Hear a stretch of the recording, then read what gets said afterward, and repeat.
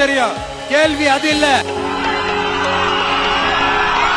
5 দিনে গভর্নরের সঙ্গে চারটি বৈঠক এবং সম্ভাব্য মিত্রদের সঙ্গে অবিরাম আলোচনা শেষে অবশেষে ভারতের তামিলনাড়ু রাজ্যের মুখ্যমন্ত্রী হিসাবে শপথ নিতে যাচ্ছেন অভিনেতা ও রাজনীতিবিদ থালাপতি বিজয়। চূড়ান্ত হয়েছে দিনক্ষণ। একসময় যিনি সিনেমার পর্দায় ন্যায় বিচারের জন্য লড়তেন, এবার তিনি বাস্তবের ক্ষমতার মঞ্চে। দক্ষিণ ভারতের সুপারস্টার থালাপতি বিজয় এবার শপথ নিতে যাচ্ছেন ভারতের তামিলনাড়ু রাজ্যের নতুন মুখ্যমন্ত্রী হিসাবে।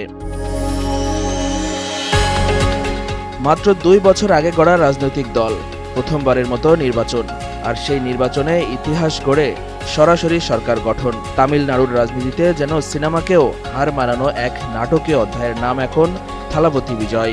ভারতীয় সংবাদ মাধ্যম এনডিটিভির প্রতিবেদনে বলা হয়েছে, রোববার 10 মে সকাল 10টায় মুখ্যমন্ত্রী হিসাবে শপথ নেবেন অভিনেতা থেকে রাজনীতিবিদ বনে যাওয়া বিজয়।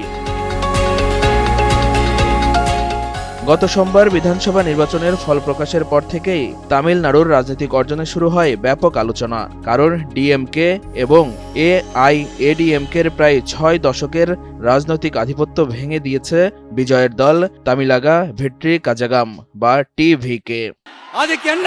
அதுக்கு என்ன பதில் சொல்ல போறீங்க? விளாத்திக்குளம் பக்கத்துல +2 படிக்கிற ஒரு பொண்ணு। শুরুতে বিজয়ের জোটের হাতে ছিল 116 জন বিধায়কের সমর্থন। এর মধ্যে কংগ্রেসের 5 জন এবং বাম দলের 4 জন সদস্য ছিলেন। পরে ভিসিকে দলের 2 বিধায়কের সমর্থন যুক্ত হয় জোটের শক্তি দাঁড়ায় 118-তে, যা সরকার গঠনের জন্য প্রয়োজনীয় ম্যাজিক নাম্বার।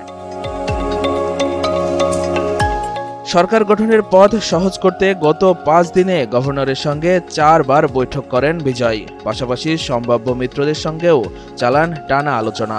অবশেষে সব অনিশ্চয়তা কাটিয়ে মুখ্যমন্ত্রী হিসাবে শপথ নিতে যাচ্ছেন এই জনপ্রিয় অভিনেতা। এনডিটিভি বলছে 10 মে রোববার সকাল 10টায় মুখ্যমন্ত্রী হিসাবে শপথ নেবেন থালাপতি বিজয়। সিনেমার সুপারস্টার থেকে রাজ্যের মুখ্যমন্ত্রী থালাপতি বিজয়ের এই যাত্রা এখন ভারতের সবচেয়ে আলোচিত রাজনৈতিক গল্পগুলোর একটি।